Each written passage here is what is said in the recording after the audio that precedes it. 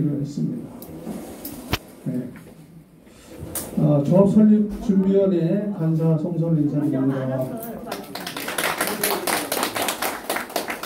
네, 지금부터 중앙시흥 하이츠빌라 가로주택 정비사업과 관련하여 금천구청에서 지원하는 컨설팅 전문업체 전문위원님을 모시고 설명회를 하도록 하겠습니다. 설명에 앞서서 금천구청 주택과 직원분들을 소개하도록 하겠습니다. 유민석 과장님 오셨습니다. 네, 안녕하세요. 김윤석 팀장님 오셨습니다. 네, 감사합니다. 김용배 주무관님 오셨습니다. 감사합니다. 정영희 주무관님 오셨습니다. 네, 박은주 주무관님 오셨습니다. 네, 일단 강사 선생님 소개에 앞서서 그동안 저희가 75% 목표를 달성을 했는데 동의서 접수 위원장님 모시고 간단하게 인사 말씀 듣고 강사님 소개하도록 하겠습니다. 조성진 위원장님, 이성진 위원장님 나와주셔서 죄송합니다. 긴장하셨어요. 안녕하세요. 김 위원장 이성입니다. 중앙시흥 하이츠빌라 가로주택 정비사업 조합설립준비위원회 위원장 이성입니다. 오늘 바쁘신 일정에도 불구하고 금천구청에서 지원하는 가로주택 정비사업 컨설팅 전문위원님의 설명회에 참석해주신 소유자 및 가족 여러분께 감사드립니다. 그동안 작년 12월 19일 소유주님들 총회를 통해 선임해준 조합설립준비위원회 위원님들께서 바쁘신 일정에도 불구하고 주일 내내 교대로 근무하며 조합설립 동의서를 많이 받았습니다. 이제 조금 더 힘을 보태주시면 동의서 접수 80%를 확보하게 됩니다. 80% 목표가 달성되는 즉시 조합설립 총회를 개최할 것이며 가로주택 정비사업의 모든 절차는 동의서를 취소하신 조합원님들과 함께 민주적인 회의 절차를 진행하여 중앙시흥 하이츠빌라가 명품 아파트 새롭게 건축되도록 최선을 다하겠습니다. 앞으로도 저 이성진과 이사회 및 준비위원님들 조합 설립이 될 때까지 헌신적으로 봉사를 하겠습니다. 현 조합설립위원회의 추진 일정에 대해서 허위사실을 유포하거나 동의서 접수에 대해서 방해를 하는 사람들의 말은 귀담아 듣지 마시고 현 집행부를 끝까지 밀어주시면 감사하겠습니다. 오늘 금천구청에서 지원하는 가로주택 정비사업에 대한 컨설팅 전 정위원님의 설명을 들으시고 궁금한 사항은 격이 없는 질문을 해주시면 감사하겠습니다. 감사합니다. 네, 수고하셨습니다. 지금부터 설명회를 시작하도록 하겠습니다. 조동진 컨설팅 자문위원님을 소개합니다. 자문위원님 양력은 주식회사 루비콘 CMD 상무님이십니다. 정비 전문 사업체고요. 그 다음에 2012년부터 서울시 정비 사업과 관련돼서 코디네이터로 활동하고 계시고요. 2013년부터 은평구 갈등분쟁조정위원회 활동을 하고 계십니다. 갈등조정분쟁위원회는 정비사업과 관련돼서 여러가지 분쟁이 있을 때 전문위원으로 또 조정 전문위원으로 활동하고 계십니다. 자, 그 다음에 설명의 진행은요. 일단 전문위원님 설명을 쭉 듣도록 하고요. 다 끝난 다음에 여러분들께서 궁금하신 점 질의를 하도록 하겠습니다. 근데 이제 질의를 하시는 과정에서 반복적인 질의나 이렇게 또 그런 것은 좀 제가 나름대로 제지를 좀 하도록 하겠습니다. 원활한 회의 진행을 위해서. 조동준 컨설팅 자문위원님을 박수로 맞이해 주시기 바랍니다.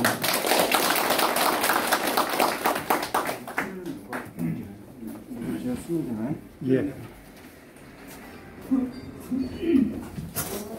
저쪽으로 좀 저쪽 가운데로 좀 가주세요. 네, 안녕하십니까. 방금 소개받은 조동준입니다. 저도 편의상 마스크를 좀 벗어서 네네, 하세요. 카메라 찍고 취하고. 네. 우리 사회자님께서 조금 전에 이제 저를 소개를 해주셨고요. 제가 현재 정비사업 전문관리업체에 근무를 하고 있습니다. 그러니까 이렇게 가로주택 정비 사업을 하는 그런 현장에 이제 행정 업무를 대행해주는 그런 회사예요, 저희가. 근데 뭐 제가 다 말씀드리지는 않았습니다만, 이제 저도 공직 생활도 해봤고, 또 공직 생활하면서 실제로 주택 인허가 담당자로서 근무를 해봤고, 그 이후에 나와서 이제 이 정비 사업과 관련된 일을 쭉 해오고 있습니다. 2012년부터는 이제 서울시의 실태조사관, 갈등조정관, 그리고 현재는 정비사업 코디네이터로 활동을 하고 있습니다. 우리 가로주택 정비사업에서는 특별히 제가 이제 만날 기회는 없는데, 대규모 정비사업을 할 경우에는 이제 가끔 현장에 나가서 세입자들이라든가 현금 청구자들이라든가 이런 분들하고 이제 대화도 하고 그렇습니다. 네. 아마 그 가로주택 정비 사업을 추진하고 있기 때문에 이 자리에 참석하신 대부분의 분들이 어떤 사업이다 이거는 대충 아실 겁니다. 제가 굳이 설명 안 드려도 대충 아실 건데, 그럼에도 불구하고 이제 이런 설명회 장을 만든 이유는 얘기도 듣고 그 다음에 궁금한 사항들 물어보고 그런 그 목적이 있어서 이런 자리를 만들지 않았나 싶습니다. 그래서 제 설명은 주요 내용 위주로 해서 간단하게 설명을 드리고 질의응답 시간을 많이 갖는 것으로 하도록 하겠습니다. 우리 중앙하이츠 현황은 다들 아십니다. 지금 토지등 소유자가 한 223명 정도 되고요. 88년 11월 24일 날 준공이 됐기 때문에 한 34년 정도 된 겁니다. 네. 자, 추진 경위를 한번 보면 2019년 11월 5일 날 안전진단 현지조사 실시를 해서 C등급을 판정을 받았습니다. 네. 그리고 2021년 4월 29일 날 소규모 주택정비관리지역 선도사업 후보지로 선정이 됐습니다. 요거는 아직 결론은 안 났고 현재 계속 진행 중입니다. 그리고 2021년 8월 25일 날 토지등 소유자 50% 이상 동의를 받아서 LH 공공참여 가로주택 정비사업으로 선정이 됐습니다. 그리고 나서 이제 추진준비위원회 구성해서 나름 준비를 해서 2022년 4월 14일 날 금천구청으로부터 검인 동의서를 받아서 연번을 부여받아서 현재 조합 설립을 위한 동의서를 진구하고 있는 것으로 알고 있습니다. 자, 우리 사업지 현장을 보면 그 주변 현황을 보면 전부 다 뭔가 사업을 진행시키고 있습니다. 지금 여기 보시면 녹색 부분 있잖아요. 녹색 점선으로 이렇게 쭉 돼 있는 이 부분이 시흥 3동 소규모 주택 정비 관리 지역입니다. 물론 이제 후보지이고 아직 결정은 안 됐습니다만 그 안에 있는 모든 구역들이 뭔가 다 하고 있어요. 지금 우리 중앙하이츠 같은 경우 이제 가로주택 정비 사업을 추진하고 있고, 나머지 석수빌라는 소규모 재건축, 그리고 대흥 형제빌라, 시흥동 946, 그리고 시흥동 943, 시흥동 938 이런 데가 전부 다 가로주택형 사업을 추진하고 있다. 예, 그렇게 설명드리고요. 자, 그럼 가로주택 사업이 뭐냐? 좀 이 용어가 나온 지 그렇게 오래되지 않았기 때문에 좀 생소할 수도 있습니다. 근데 종래 우리가 일반적으로 듣기로는 이제 재개발 사업, 재건축 사업 이거는 많이 들었을 겁니다. 근데 거기에 이제 주거환경 개선 사업이라는 사업까지 있는데 요 세 가지 사업들은 도시 및 주거환경 정비법에 근거해서 대규모로 개발을 하는 그런 사업입니다. 근데 대규모로 하다 보니까 지역 여건이 소규모로 할 수밖에 없는 그런 지역들이 많이 있습니다. 그래서 그 소규모로 할 수 있는 그런 현장들을 위해서 빈집 및 소규모 주택 정비에 관한 특례법이 생겼습니다. 이게 생긴 지가 얼마 안 됐어요. 그래서 이 법이 생기면서 소규모 재개발, 소규모 재건축, 가로주택 정비사업, 자율주택 정비사업 이런 네 가지 사업을 추진할 수 있도록 규정을 해놨습니다. 그래서 가로주택 정비사업은 여기 나와 있는 것처럼 기존 가로를 유지하고 소규모로 주거환경을 정비하는 사업이다. 그 다음에 소규모 재건축 같은 경우는 이제 면적이 중요합니다. 면적이 10,000제곱미터 미만인. 네. 어쨌든 여기에 나와 있는 소규모 재개발이라든가 소규모 재건축, 가로주택 정비사업 모두 다 소규모 개발 사업이다. 이렇게 이해를 하시면 되겠고요. 이제 가로주택 정비 사업만 보자면 나와 있는 것처럼 종전의 가로를 유지하면서 소규모로 주거환경을 정비하는 사업이다. 네. 그러면 이렇게 소규모로 할 수 있는 사업이라고 해서 모든 구역이 다 가로주택 정비 사업을 할 수 있는 건 아니고요. 몇 가지 조건이 있습니다. 지금 이 그림이 나와 있는데 6m 도로나 도시계획도로 또는 공원이나 광장 이런 거로 이렇게 그 일정 가로가 형성이 돼 있어야 되고요. 그리고 그 지역에 도로가 관통하면 안 돼요. 네. 도로가 관통 안 해야 되고 그 다음에 면적도 기본 원칙은 10,000제곱미터 미만이어야 됩니다. 네, 그런데 이제 시흥 중앙하이츠 같은 경우는 18,000 정도 되죠. 면적이 좀 큰데도 불구하고 가로주택 정비 사업을 어떻게 할 수 있느냐, 뭐 그거 이제 의문을 가질 수 있는데 그건 뒤에 가서 한번 보시고요. 이런 지역에서 가로주택 정비 사업을 한다라고 말씀드리겠습니다. 조금 전에 설명드린 것처럼 이렇게 가로주택 정비사업 대상 지역에 대해서 이렇게 설명을 했습니다. 우리는 18,000인데 가로주택 정비사업을 어떻게 하느냐. 여기 보시면 공공성 요건 충족 시 20,000제곱미터 미만까지 가로주택 정비사업을 할 수 있다라고 규정이 되어 있습니다. 그러면 공공성 요건은 뒤에 나와 있습니다.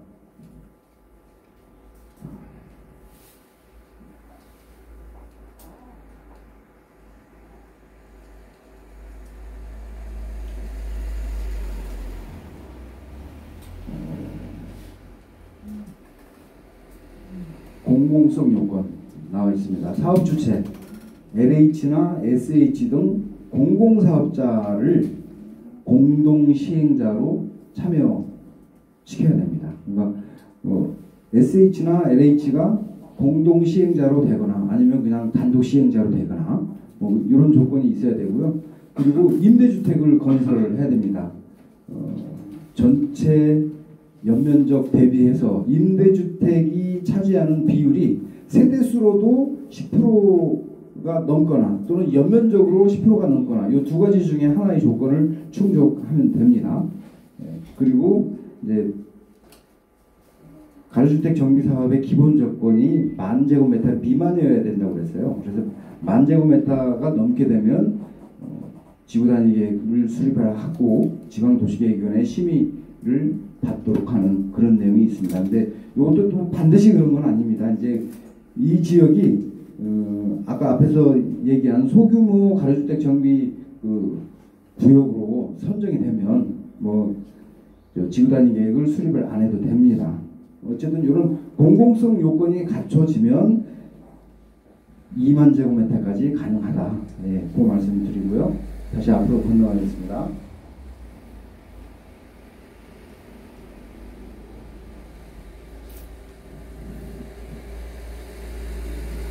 자, 그럼 가로주택 정비 사업을 하게 되면 어떤 이점이 있느냐? 뭐 이미 다들 홍보가 돼서 아실 겁니다. 저는 한 거의 30년 가까이 정비 사업 쪽에 일을 하고 있는데요. 정비 사업을 하는 게 굉장히 힘들어요. 재개발 재건축 말 나오기 시작해서 끝날 때까지 적어도 10년 내지 15년 이상 걸립니다.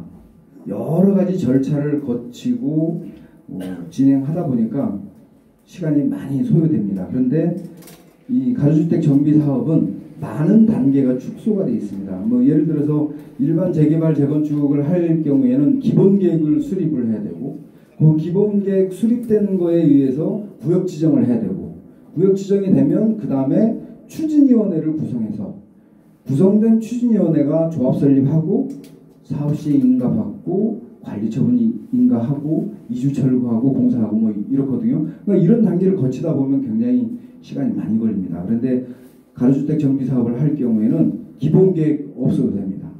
구역 지정 없습니다. 추진위원회 구성 안 합니다. 그냥 바로 조합 설립을 해서 사업이 진행이 되기 때문에 벌써 3단계가 줄어들었잖아요. 축소가 됐고, 그 다음에 그 사업을 진행하는 과정에서도 사업 시행 인가를 받고 관리 처분 인가를 받고 하는 그런 절차를 거치는데, 가주택 정비 사업에서는 그냥 사업 시행 인가 때 관리 처분도 같이 합니다. 그러다 보니까 많은 그 기간들이 축소가 돼서 보통 한 뭐 2년이라고 했지만 2년까지는 한 3년 이상이 짧게 걸립니다. 일반 재개발 재건축에 비해서 기간이 많이 줄어든다. 그리고 이제 이 소규모 정비 사업을 활성화시키기 위해서 많은 혜택이 있습니다. 일반 재개발 재건축에서는 뭐 이런 혜택이 없는데, 주택도시보증공사에서 총 사업비의 50%에서 90% 정도까지, 이제 뭐 조건마다 좀 틀립니다. 그리고 이자도 1.2에서 1.5% 이렇게 대출을 해주고 있습니다. 일반 재개발에서는 감히 생각해 볼 수 없는 그런 내용입니다. 그래서 이런 그 혜택이 있기 때문에 지금 가로주택 정비 사업이 굉장히 많은 지역에서 추진되고 있다라는 점 말씀드립니다. 자, 소규모 주택 정비 관리 지역, 요게 이제 후보지로 지금 선정이 돼 있어요. 근데 우리 중앙하이츠에서는 요 소규모 주택 정비 관리 지역으로 선정되는 게 가장 급한 일입니다. 그 이유는 아까 말씀드렸죠. 가로주택 정비 사업은 기본적으로 10,000제곱미터 미만이어야 되는데 우리는 많이 넘어요. 그러면 소규모 주택 정비 관리 지역으로 선정이 되면 그 10,000제곱미터 틀을 벗어나서 20,000제곱미터까지 가능합니다. 그래서 요 소규모 주택 정비 관리 지역이 언제 되느냐, 이게 가장 중요하다. 근데 요 소규모 주택 정비 관리 지역 뭐 이것도 생긴 지가 얼마 안 됐어요. 그래서 지금 그 시행착오를 겪어가면서 이제 진행을 시키고 있는데요. 지금 나와 있는 것처럼 요건은 이제 100,000제곱미터 미만이고 전체 노후도가 50% 이상해야 된다. 그러니까 노후 불량 주택이 전체 건물의 50% 이상이 돼야 되고요. 그리고 이제 그러면 이런 100,000제곱미터로 하면 대규모로 하지 왜 이런 그 가로주택 정비 사업이나 소규모 재건축으로 하냐라고 그 의문을 가질 수 있는데요. 보시는 것처럼 노후도가 50% 이상으로 완화가 됐어요. 그러니까 그 지역 중에서 일부는 노후도가 안 맞을 수도 있어요. 그래서 이렇게 그 소규모 주택 정비 관리 지역으로 지정을 해가지고 그 중에서 이제 노후도 완화된 그런 지역까지 포함해서 가주택 정비 사업을 하든가 소규모 재개발 또는 소규모 재건축을 하든가 뭐 이렇게 하는 겁니다. 자, 모아타운이라는 말도 이것도 사실 생긴 지가 얼마 안 돼서 좀 생소합니다. 예. 소규모 주택 정비 사업과 유사한 뭐 거의 같다고 보시면 됩니다. 예. 그래서 지금 여기 보시면 서울시에서 금년 1월에 발표한 사업이에요. 예. 금년 1월에 발표한 사업이고 현재 이제 그 모아타운으로 뭐 가기 위해서 그 추진하는 지역도 있습니다. 그래서 이제 모아타운에서도 모아 가주택 정비 사업, 그 다음에 소규모 재건축 사업 이렇게 있고, 그리고 이제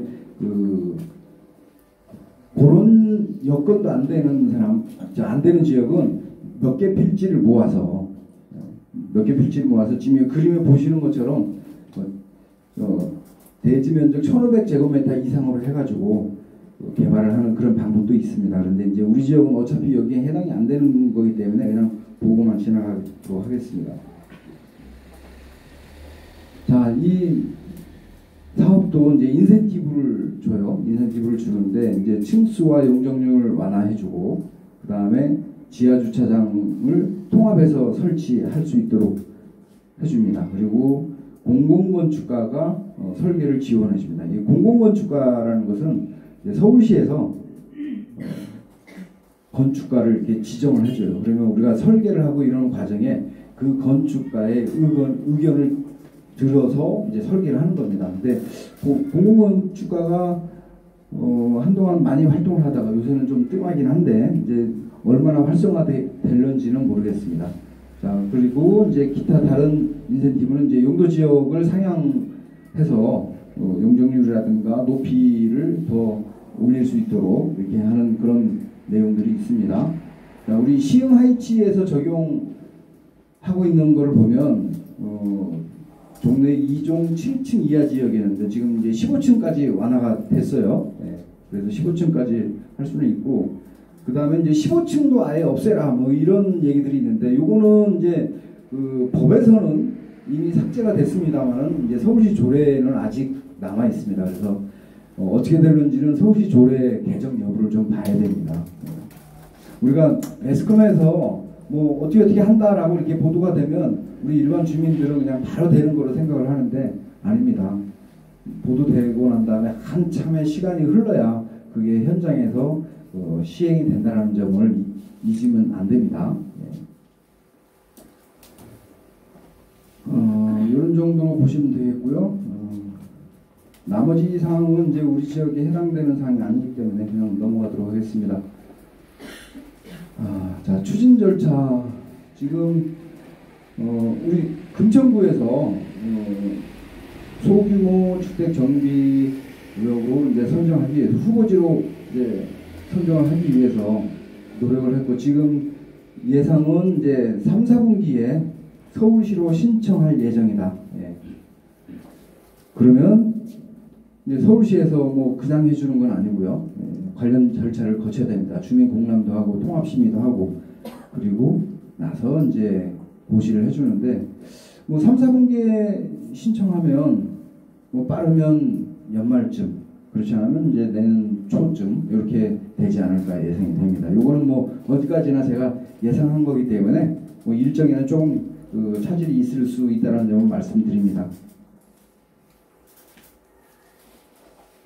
자, 소규모 주택정비관리지역을 이제 이해하기 쉽게 요약을 했습니다. 대규모 개발이 어려운 노후 신축주택이 혼재된 저층주거지에서 소규모 주택정비사업의 계획적 추진을 위해서 기반시설을 확충하고 주거환경을 개선한다. 여기에는 이제 여러가지 사업이 있는 거죠. 아까 얘기한 그 소규모 재개발, 소규모 재건축, 가주택 정비사업 뭐 이런 것들이 있습니다. 자, 그 다음에 조건은 뭐냐? 10만 제곱미터 이하에 되고 전체 그 분량 건축물이 2분의 1 이상이어야 된다. 그리고 이렇게 소규모 주택 정비 관리 지역으로 지정하려고 하는 지역에서는 도정법, 도시및 주거환경정비법에 의한 일반 재개발이나 일반 재건축을 할 수는 없습니다. 그 점은 이제 이해를 하셔야 되고요. 그리고 이제 아까 그 가로주택 정비 사업의 경우에 이제 뭐 6m 도로나 또는 도시계획도로 공원으로 이렇게 둘러싸여 있어야 된다고 했는데 요 소규모 주택 정비 관리 지역으로 선정이 되면 꼭 그렇게 안 돼도 가로주택 정비 사업을 할 수 있다. 지금 시흥 중앙 하이츠도 보면 6m 도로로 다 둘러싸여 있지는 않아요. 그래서 우리 지역에 있어서는 소규모 주택정비 관리 지역으로 선정되는 게 중요하다. 자, 용도지역 상향은 앞에서 이제 한번 말씀을 드렸고요. 그리고 용적률도 임대주택을 얼마나 확보하느냐에 따라서 200%에서 250% 이상 용적률이 가능합니다. 근데 용적률은 뭔지 아시죠? 땅 면적 대비해서 건물을 얼마나 많이 지을 수 있는가, 뭐 그걸 이제 용적률이라고 얘기를 하는데 용적률을 많이 준다고 해도 그 부지의 여건을 보고 이제 설계를 하다 보면 다 찾아먹지를 못해요. 그러니까 요거는 이제 사업을 추진하는 그 주체와 또는 그 설계 쪽 일을 하시는 분들이 잘 협의를 해서 최상의 용적률이 얼마나 될 것인지 그걸 잘 판단을 해서 진행을 시켜야 됩니다. 그리고 이제 요 사업을 하다 보면 건축법에서 정하고 있는 많은 사항들을 좀 완화를 해줍니다. 지금 여기에 나와 있는 것처럼 대지 경계선에서 떨어뜨려야 되는 그런 거리, 그 다음에 그 동과 동 사이에 떨어뜨려야 되는 거리, 뭐 이런 것들은 좀 완화를 해준다. 네, 그거는 뭐 구체적으로 설명드려도 다 이해하실 수 없으니까 뭐 하여튼 좀 건축법에서 많은 부분이 완화가 된다. 네, 그렇게 이해하시면 되겠습니다. 자, 공공참여 가로주택 정비사업 한번 보겠습니다. 아까 앞에서 가로주택 정비사업은 그냥 민간이 할 수도 있고요. 공공이 참여한 그런 형태로 사업을 할 수 있습니다. 그러니까 민간이 한다는 것은 SH나 LH 또는 뭐 자치구 뭐 이런 데가 참여를 하지 않고 그냥 순수하게 재개발 재건축처럼 토지 등 소유자들이 조합을 구성해서 하는 그런 사업입니다. 네. 그 다음에 공공참여 가로주택 정비사업은 여기 나와 있는 것처럼 LH나 SH 등이 이제 공동시행자로 참여해서 같이 하는 겁니다. 그리고 공동시행자는 뭐냐면 어쨌든 여기는 조합이 이제 조합을 설립을 할 거잖아요. 그러면 조합이 설립이 되면 조합은 이 중앙하이츠 가로주택 정비 사업을 시행하는 사업 주체가 됩니다. 시행자예요. 한마디로 얘기해서. 근데 시행자가 조합뿐만 아니라 SH나 LH를 공동 시행자로 선정을 해서 물론 이제 각자의 역할이 좀 틀리겠죠. 예. 그래서 그 사업을 추진하는 것을 이제 공공참여 가로주택 정비 사업이라고 얘기를 합니다. 그러면 이 공공참여 가로주택 정비 사업을 했을 때 어떤 이점이 있느냐? 아까 맨 처음에 얘기했었어요. 10,000제곱미터가 넘기 때문에 여기는 그 가로주택 정비 사업을 하려면 공공이 참여하는 가로주택 정비 사업을 하던가 아니면 이 앞에서 우리가 봤었죠. 소규모 가로주택 아니 소규모 주택 정비 구역으로 선정이 될 때까지 기다리던가 둘 중에 하나를 해야 됩니다. 근데 지금 차에 시동을 걸어서 막 달리고 있는데 특별한 이유도 없이 기다렸다 가기는 좀 어렵지 않을까 싶습니다. 그래서 20,000제곱미터, 10,000제곱미터가 넘기 때문에 여기는 이제 가로주택 정비 사업을 하려면 공공 참여형으로 가야 된다라는 점을 말씀드립니다. 물론 이거는 그냥 그 있는 제도를 제가 설명해드리는 겁니다. 뭐 이 지역에서 반드시 공공 참여형 가로주택 정비 사업으로 가야 된다. 뭐 그렇게 말씀드리는 건 아닙니다.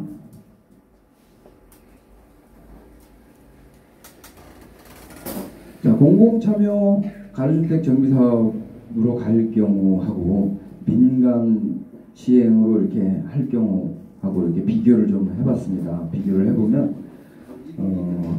이제 사업 면적 나왔어요. 아까 10,000이냐 20,000이냐 그 차이.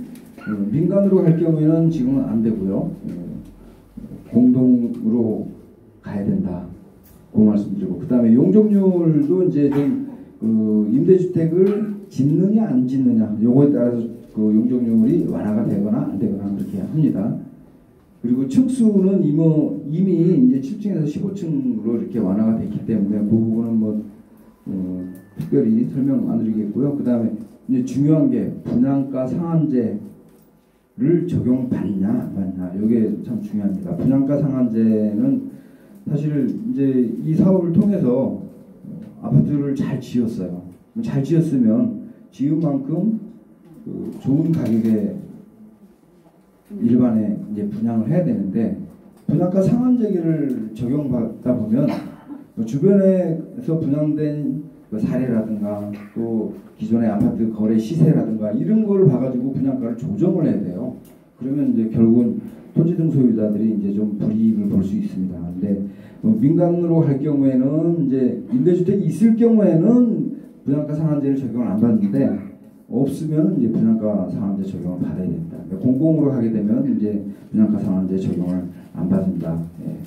그리고 나중에 이제 그 사업이 진행되면 그 우리 소유자들뿐만 아니라 세입자들도 이제 이주를 해야 됩니다. 이주할 때 그 이주비를 어떻게 지원받느냐 하는 그 사항도 좀 틀립니다. 예. 그러니까 공공하고 민간하고 적용하는 사례들이 틀리다라는 점 말씀드립니다. 지금 여기에서 나와 있는 것처럼 민간이 직접 시행하면은 이제 1.5% 총 사업비의 50% 범위 내에서 1.5% 물론 여기에 이제 임대주택이 있느냐 없느냐에 따라서 좀 차이가 있습니다만 공공으로 갈 경우에는 최대 90% 그리고 이자도 1.2% 이런 차이가 있다라는 점을 말씀드립니다.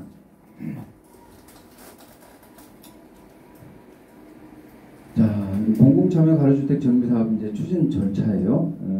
지금 우리는 지금 여기 여러 단계가 와 있습니다만 주민설명회를 해서 공동시행지구 선정을 해서 현재 밑에 있는 두 번째 조합 설립 단계에 와 있습니다. 물론 아직 조합이 설립된 건 아니고요. 조합 설립을 하기 위해서 이런 절차를 거치고 있습니다. 그래서 만약에 조합 설립이 되면 나중에 이제 공동시행자하고 약정을 체결을 해야 됩니다. 그리고 나서 이제 그 향후 절차는 같이 진행을 하면 되겠습니다.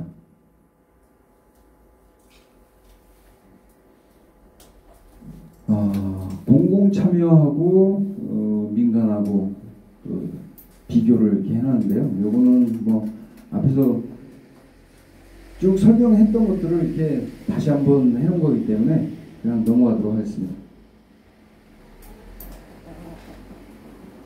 자, 요새는 법 명칭이 굉장히 길어요. 네, 그래서 저도 잘 외우고 다니지 못합니다. 줄여서 이렇게 얘기를 하는데 이 가로주택 정비사업의 그 근간이 되는 법을 그냥 우리는 줄여서 빈지법이라고 얘기를 합니다. 네. 근데 이 빈지법이 최근에 그 개정이 됐어요. 2월달에 개정이 됐고 그 개정된 내용에 의하면 앞으로 조합 설립이 되면 특별한 경우가 아닌 다음에는 조합원 지위 승계가 안 됩니다. 네.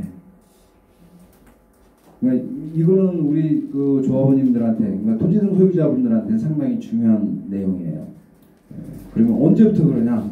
이 법이 8월 4일부터 적용이 될 겁니다. 이제 개정은 2월달에 됐는데 법이 개정이 되면서 6개월 후부터 적용한다 이렇게 해놨습니다. 그래서 8월달에 이제 적용이 되는데 그 전에 조합 설립 인가를 신청한 지역은 해당이 안 돼요. 그러니까 그 8월 4일 이후에 조합 설립 인가를 신청하는 지역부터 해당이 됩니다. 그러니까 이 법이 개정이 되면 그것도 상당히 중요합니다. 이 뭐 우리 여기하고 관계는 없습니다만 저도 과거에 재건축 조합원으로 이렇게 한 적이 있었는데 아마 아실 거예요. 많은 분들이 들으셨을 텐데 3번에 가면 이제 구주공 아파트라고 있었어요. 지금은 이제 재건축돼서 뭐 고층 아파트가 들어섰는데 그 현장에서 조합원들끼리 싸우고 막 이러는 과정에 법이 개정이 됐어요. 법이 개정된 내용이 뭐냐면 조합 설립 인가 이후에 재건축은 조합 설립 인가 이후에 조합원 지위 양도를 금지한다는 그런 내용이 그때 이제 생겼습니다. 지금 우리 그 빈집법에서도 원래 소규모 재건축은 여기에 해당이 되고 있었어요. 가로주택 정비 사업은 이게 적용이 안 되다가 금년 2월에 개정이 돼서 앞으로 이제 그 반영이 될 건데 그러다 보니까 저 같은 경우도 사정이 있어서 이제 조합원 자격을 쭉 유지하고 있을 수만은 없거든요. 사정이 있으면 중간에 팔고 뭐 그래야 되는데 결국 못 팔았어요. 끝까지 갖고 있다가 좀 손해를 봤습니다. 근데 어쨌든 우리 그 중앙하이츠도 8월 4일 이후에 조합 설립인가 신청하게 되면 요 내용을 적용을 받아야 된다. 자, 그러면 그때부터는 무조건 못 파냐? 뭐 그런 건 아닙니다. 5년 이상 보유하고 3년 이상 거주한 요 조건을 지킨 사람은 팔 수 있어요. 그리고 이제 뭐 상속이라든가 이혼이라든가 이런 거에 의해서 소유권이 넘어간다. 뭐 그거는 어쩔 수 없는 거니까 그냥 다 인정해 줍니다. 그 다음에 이제 기타 다른 사항으로 이제 뭐 예를 들어서 질병이나 또 학업이라든가 직업이라든가 뭐 이런 것들 때문에 요 서울이 아닌 뭐 경기권도 안 됩니다. 충청권이나 뭐 전라, 경상 뭐 이런 데로 전 세대가 다 이사를 간다. 이럴 경우에는 또 그런 사람들이 파는 거를 사는 사람이 조합원 지위를 승계를 받을 수 있습니다. 또 마지막으로는 이제 전 가족이 해외로 이주를 한다거나 아니면 한 2년 이상 해외 나간다든가 이럴 경우에도 팔 수 있다. 어쨌든 8월 4일 이후에 조합 설립인가 신청이 되면 많은 조합원들이 좀 곤란을 겪을 수도 있다. 그러니까 가급적이면 요 전에 조합 설립인가 신청이 되는 것이 우리 주민들한테는 도움이 될 거다라는 점 말씀드립니다. 그 다음에 요거는 이제 그 층수 제한 완화 뭐 입법 예고된 그런 내용인데요. 요거는 아까 앞에서 이미 말씀을 드렸는데 현재 그 15층도 이제 뭐 없어지고 뭐 그렇기 때문에 이제 향후에 그 조례라든가 이런 내용들을 좀 봐야 내용을 알 수 있습니다.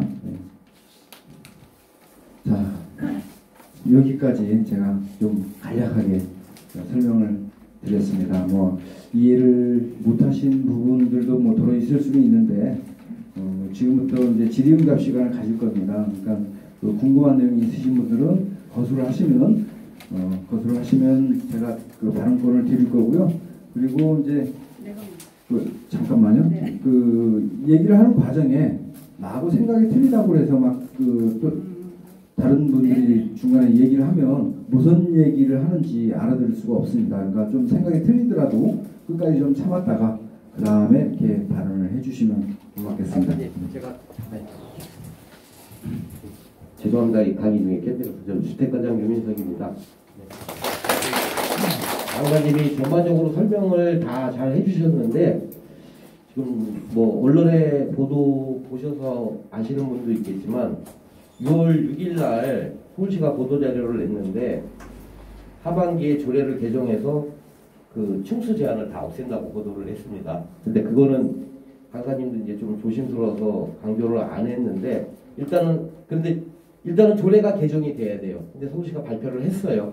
그래서 언론에 또 보도가 되고 그랬으니까 그 사항은 좀 해서 주시고 제가 이제 그 말씀 드리려고 마이크를 잡았거든요.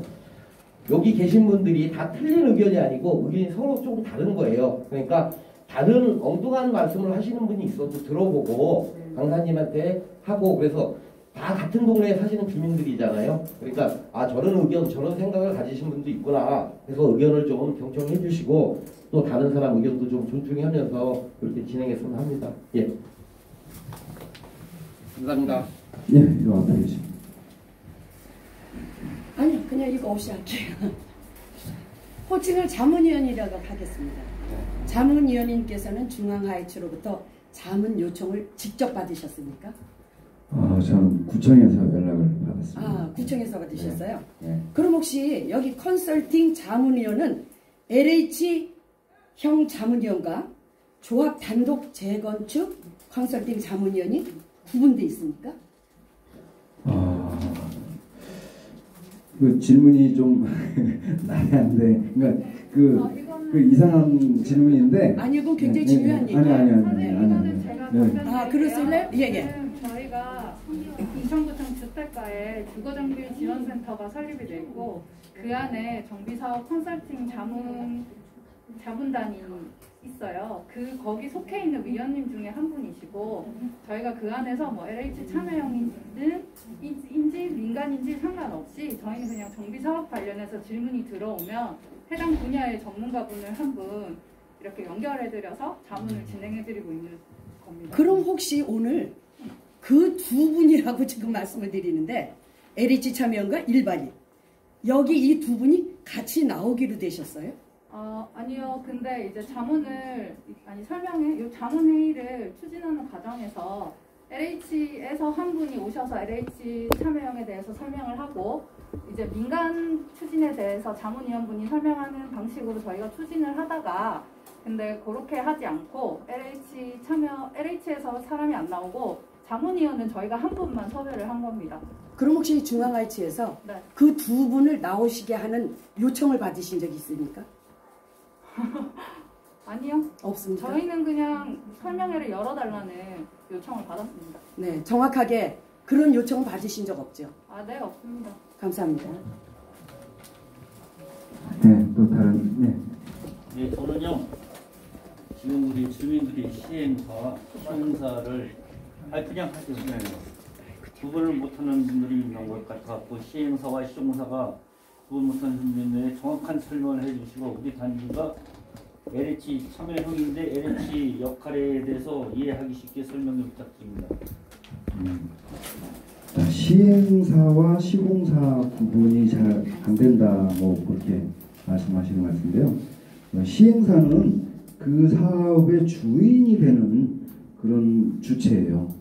그러니까 그 시행사가 각종 인허가 업무를 다 수행을 해야 되고, 뭐 이를테면 사업시행인가라든가 나중에 관리처분할 때 또 분양신청 안내하고 관리처분하고 그 다음에 이주철거 안내하고 뭐 이런 역할을 하는 겁니다. 그러니까 시행사는 말 그대로 이 사업의 주인이다. 그러면 시행사는 아까 제가 앞에서 한번 말씀드렸잖아요. 이 사업의 주인은 여러분들이에요. 근데 여러분들이 다 주인 역할을 할 수는 없어요. 그 역할을 대신하기 위해서 조합을 설립을 하는 겁니다. 조합이 이 사업의 시행사가 되는 거예요. 근데 아까 말씀드린 것처럼 조합이 혼자 시행사가 되는 게 아니고 이제 공공참여형 가로주택정비사업 같은 경우는 조합 시행사가 있는데 그거와는 별개로 SH나 LH 이제 여기는 그 공공기관이지 않습니까? 그런 공공기관을 공동시행자로 선정을 해서 같이 이 사업을 끌어가는 겁니다. 시행사는 그런 거고요. 시공사는 말 그대로 공사를 하는 건설회사. 물론 일반 재개발에서 공동시행자를 선정하는 경우가 있습니다. 공동시행자를 선정할 때 건설회사를 공동시행자로 선정하는 경우가 있어요. 그건 법에서 허용하고 있기 때문에 하는 거예요. 네. 그렇게 해서 공동시행자를 건설회사로 선정하지만 결국은 그 회사가 시공사 역할을 하기 위해서 이제 들어오는 겁니다. 근데 이제 우리 가로주택 정비 사업에서 얘기하는 그 시공사 또는 공동시행자는 이제 그 개념하고는 틀립니다. 지금 시행자하고 시공사는 제가 이렇게 설명드리면 다들 이해를 하셨을까요? 그럼 LH가 집을 짓지는 않죠? 시행자입니다. 시행자. 네. 시공사가 아니에요. 네. 우리 여러분들이 나중에 시공자를 선정할 때 LH공사를 시공자로 선정하면 LH공사가 직접 집을 지을 수는 있겠죠. 네, 그런데 아마 그럴 일은 없을 거라고 봐요. 보통 이렇게 그 공동시행자로 선정을 하더라도 시공사는 별도로 선정을 하고요. 시공사 선정은 이제 일반 건설회사들을 대상으로 해서 선정하기 때문에 LH가 공사를 하는 일은 없을 거라고 보여집니다. 네. 저 뒤에 금방 행정학교와 같이 공공 기여도 없이도 15층까지 지을 수 있다라고 되어 있지 않습니까? 그리고 앞으로는 그것을 이제 폐지할 수도 있다. 그것은 다 아시는 얘기고, 금방 설명하신 부분 중에서 공공이 참여해서 지을 때는 임대주택을 지어야 된다 했는데 신이 지어야 되는 거니까 안 지어도 되는 겁니까? 아까 앞에 아니 좀 보셨잖아요. 다시 설명드리면 네. 3,000평 이하면은 강조주택 정비사업에 들어가는데 네. 2만 평까지 아니에요. 2만 정비니까 2,000평까지는 공동이 참여했을 경우에 가로주택 정비사업이 가능하잖아요. 네네. 그러면 우리가 예를 들어서 LH를 끼우고 집을 지을 때 네. 반드시 임대주택을 지어야 되는 건가요? 네. 그러면 LH하고 하지 않고 민간으로 간다면 임대주택을 안 짓고 그 대신 분양가 상한제 적용은 받고 네. 그런 그렇죠. 내용인가요? 네. 예. 예. 제가 보안 설명 잠깐 드리겠습니다. 자, 주택가 김용배입니다. LH나 SH는 끼는 이유가 임대주택 공급을 위해서 끼입니다. 그분들이 들어왔다는 것은 법상에 10% 이상 지어야 되고요. 선택적으로 20%까지 할 수 있고 그것에 따라서 용적률이 움직이게 됩니다. 예를 들어서 10%를 했을 때 225% 용적률 기본적으로 공급되는 게 20% 했을 때 용적률 250%까지 올라가도록 되어 있습니다. 기본적으로 이렇게 설계가 되는 것이고 아까 공공참여 부분에 잠깐 저기 위원님 말씀하시는 거에 좀 보완적인 설명을 하면요. 여기는 소규모 주택 관리 지역 후보지 아직 결정이 되진 않았죠. 근데 결정이 되고 고시가 되면 2만 제곱미터까지는 공공이 참여하지 않아도 사업은 가능합니다.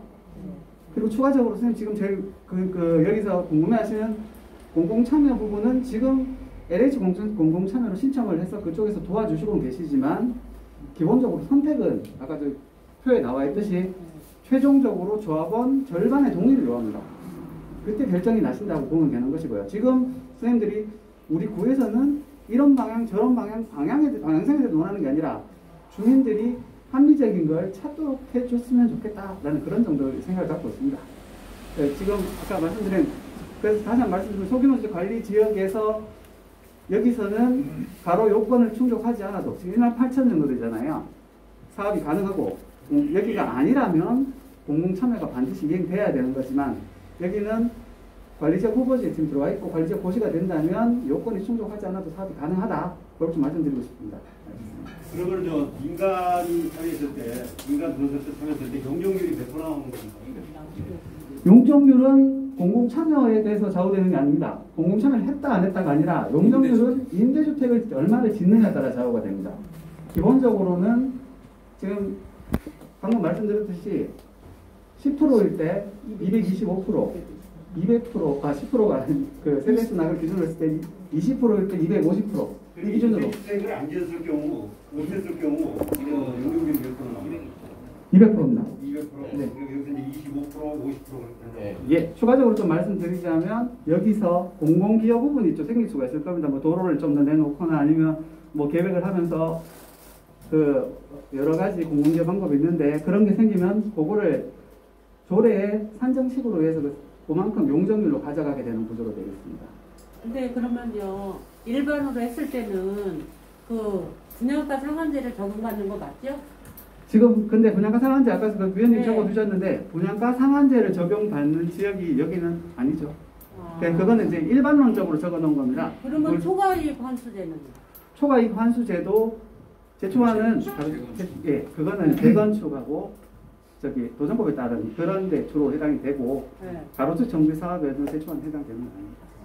아니 가로 정보는 안 하고 일반으로. 일반으로 했을 때 네. 민간 그러니까 저희가 용어로 그냥 민간 직접 시행과 공공 참여로 나눈다면 네. 지금 분양 설명을 잠깐 돌려볼게요.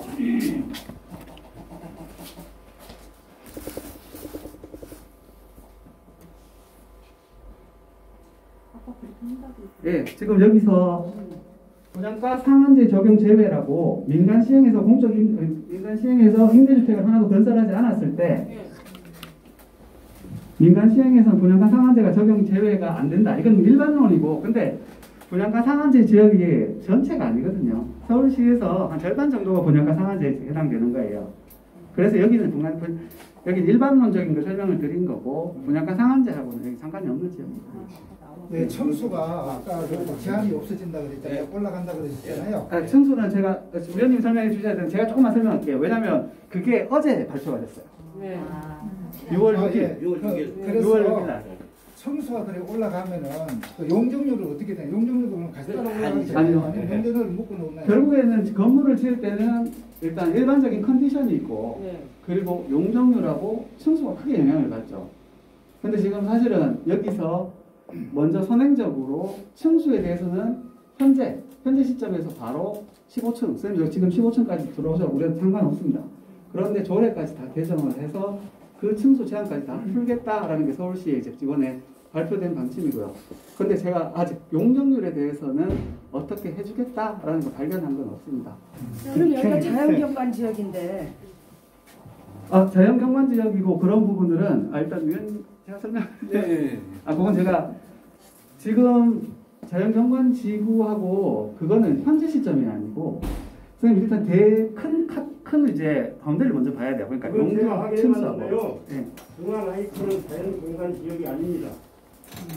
제가 그러니까 각각의 개별적인 환경에 어떤 게 찍혀 있는 게 있는 거 그것까지는 저희가 아직은 사업을 한다 하지 않는다 그게 중요하기 때문에 그 부분은 건축 계획을 하면서 그때 보는 부분이라서 그건 지금 설명드리기 좀 어렵습니다. 그러면 20층도 가능하다는 얘기예요? 용적률 때문에 용적률을 지켜야 되잖아요. 네. 그 20층 올라가면 용적률이 안 되는 거예요. 안 되는 거죠. 그렇죠. 저 지금 상식적으로 생각하면 층은 뚫고 놨는데 네.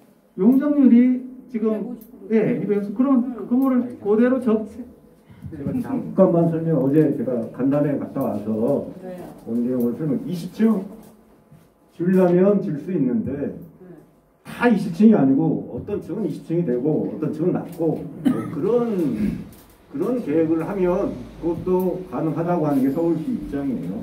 근데 지금 현재로 저희 중앙헬스가 지금 평지에 있는 것도 아니고 구릉지에 있고 구릉지도 있고 주변에 학교가 지금 4개가 있습니다. 그렇기 때문에 우리 말씀해 주셨듯이 이렇게 한동원 층수를 각각 다르게 해서 가능하다고 하는데 지금 저희 조건상으로는 15층까지는 지금 정확한 거잖아요. 근데 이게 20층이든 15층이든 12층이든 각 동마다 달라지는 거잖아요. 그렇기 때문에 용적률이 관리지역으로 지정이 됐을 때 용적률 250% 이 선에서만 가능한 거죠. 용적률은 변함이 없고요. 그렇죠. 용적률은 변함이 없고 이제 건축을 할 때 그쪽 옆에 학교 같은 게 있으면 학교 그쪽은 위조건이나 그런 것 때문에 조금 낮게 지어야 될 부분이 있고 그렇기 때문에 어느 층은 한 20층 되고 어느 층은 한 10층만 되고 뭐 그런 계획이 가능하다는 얘기예요. 그러니까 저희는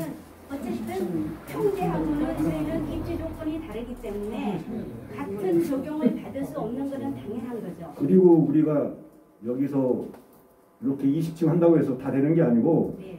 통합심의라고 해서 서울시 심의를 받아요. 네. 심의 과정에서 그 지역을 다시 봐가지고 여기는 20층만 해도 20층에도 되겠다. 네. 여기 아까 말씀하신 구릉지예요. 거기가 구릉지는 좀 더 높이를 규제를 많이 하기 때문에 여기 구릉지니까 뭐 10층만 해야 되겠다. 그런 것도 거기서 다시 한 번 더 걸러주는 그런 시스템이에요. 결론은 저희는 제약이 조금 많습니다. 그죠? 그렇죠. 예. 또 한 가지 질문이 지금 이중 주거지역이잖아요. 네. 관리구역으로 확정되면 3종으로 변할 수가 있나요? 정상향이. 용적률이 변경이 별로 없으니까 3종을 한다고 해도 큰 차이는 없지만 그게 안 된다고 확정하지는 않겠어요. 근데 아니, 그러니까. 그것도 서울시에서는 3종도 가능하려면 해라. 네. 하려면 하는데 용적률을 그런 게 없으면 그게 별 의미가 있느냐 그렇게 얘기를 하는 거예요. 그리고요. 제가 아니요. 그리고 제일 먼저 도로가 문제인데 진입로요. 네.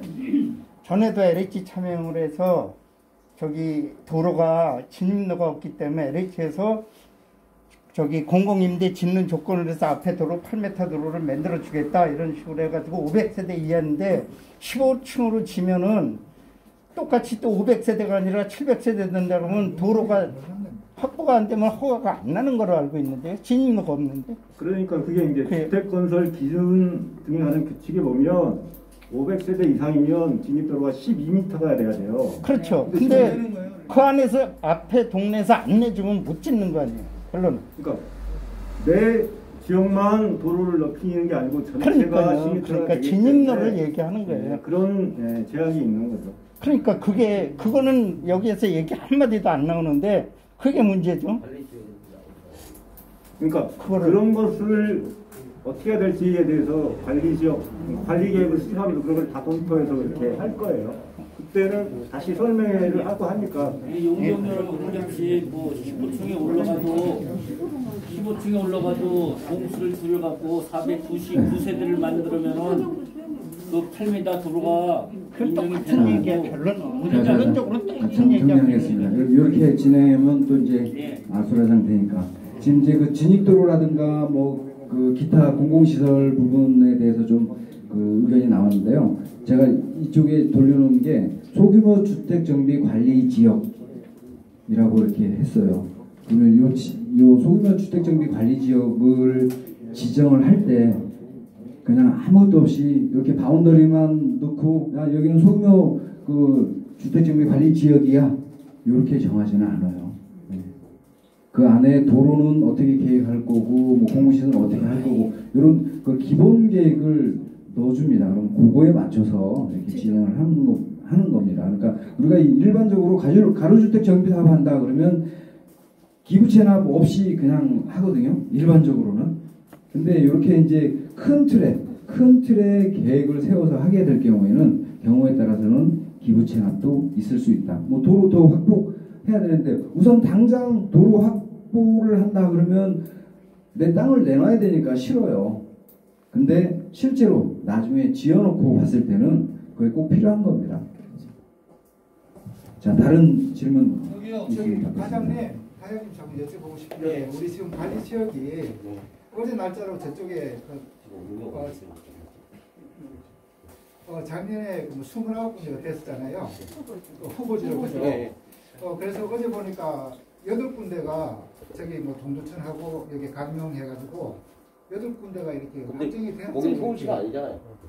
지금 거기는 말씀하신 서울시 내 거를 우리가 전에 말씀드렸던 거고 거기는 서울시가 아니잖아. 예, 그런데 저희들 같은 경우는 뭐 저희들도 지금 올라가 있잖아요.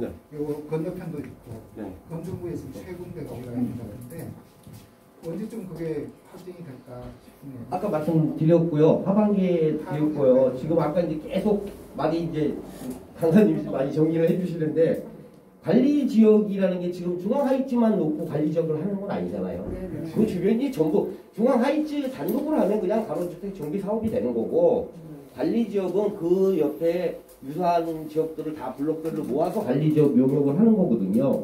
그래서 아까 선생님이 말씀하신 도로라든지 그런 거는 우리가 관리 지역 용역에서 도로 폭을 넓히는 거 그러면 중앙 하이츠만 내놓는 게 아니라 앞에 땅도 내놔야 되고 이런 것들을 다 종합적으로 관리 지역에서 모아서 용역을 하고 우리가 그걸 서울시에다 올려서 서울시에 이제 승인을 받는 절차고요. 그 다음에 이제 아까 층수 제한이 없는데 용적률이 안 드러나는데 무슨 혜택이 있냐. 근데 이제 이렇게 생각하시면 돼요. 그거는 예를 들어서 층수가 7층이다. 그럼 7층짜리 동을 계속 줘야 돼요. 거기다 단지에다가. 근데 층수 제한이 없다. 그러면 1층에 1, 2층 세대들이 별로 없어지는 거죠. 한 동을 14층으로 올려버리면. 그리고 나머지 공간들은 여러분들이 쓸 수 있는 뭐 녹지라든지 그런 걸 쓸 수 있는 거예요. 그러니까 이게 뭐 용적률이 안 바뀌어서 층수 제한에 아무 혜택이 없다. 이건 아니에요. 또 만약에 연말에 하반기 중에 서울시가 조례를 개정해서 층수 제한을 없애버리면 그것도 이 사업을 하는 사업주체에서는 사업의 사업비라든지 아니면 그 단지의 질이 엄청나게 좋아지는 거죠. 그렇죠? 네.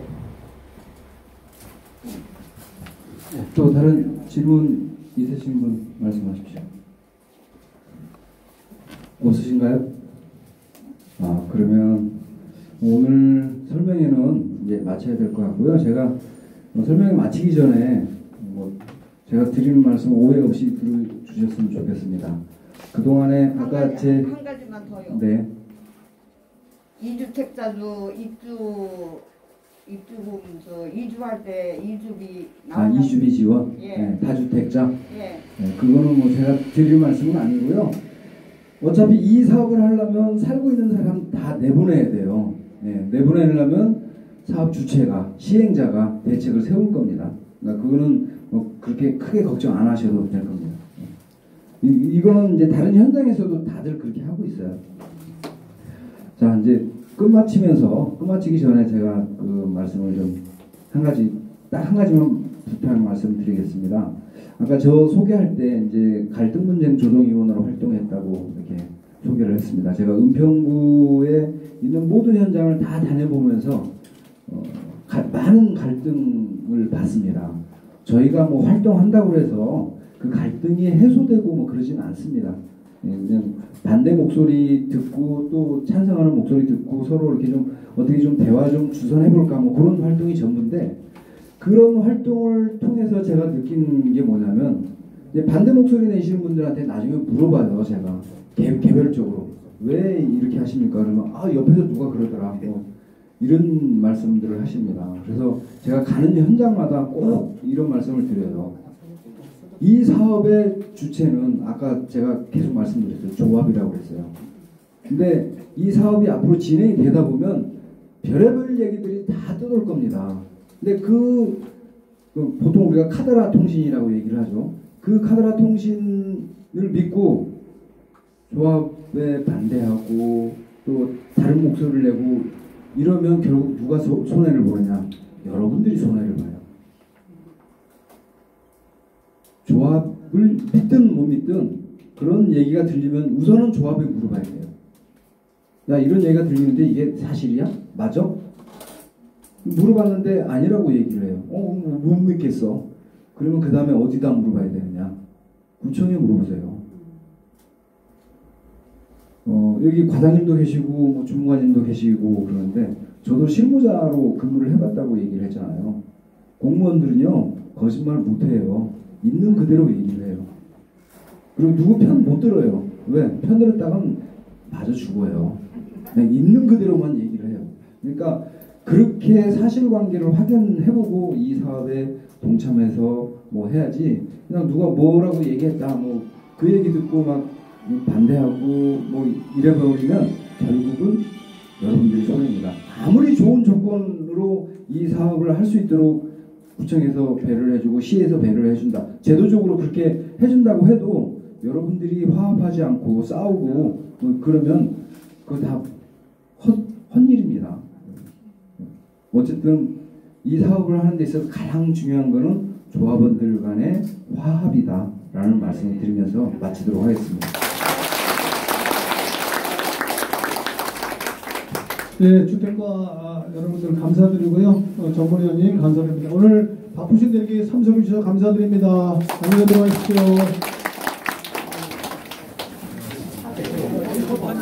8월 4일 이전에 조합 설립이 되고 신청이 돼야 여러분들이 조합원 승계를 할 수 있을 것 같습니다.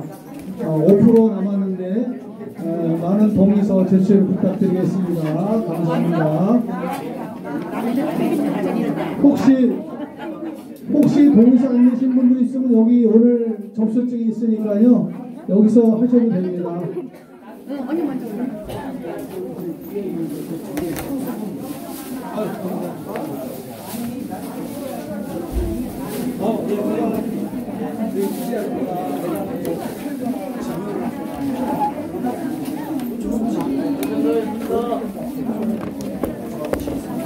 됐어? 나